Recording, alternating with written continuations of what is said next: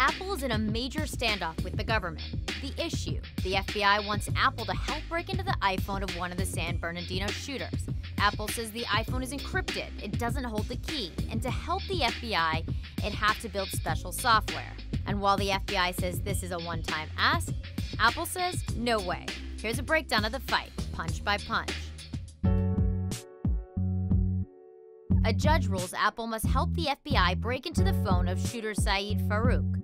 CEO Tim Cook refuses. In a letter to customers, he says the firmware the company would have to build would, quote, undermine decades of security advancements that protect our customers.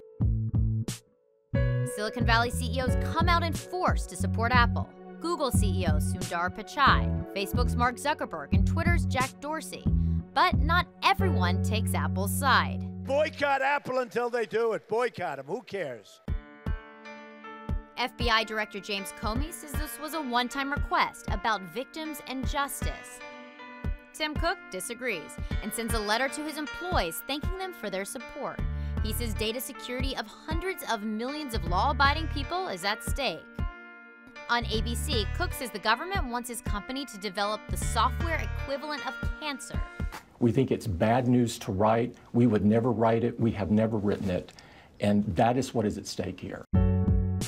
Apple formally responds to the court, laying out its legal defense. The company says the court order violates its First Amendment rights, claiming that code is speech.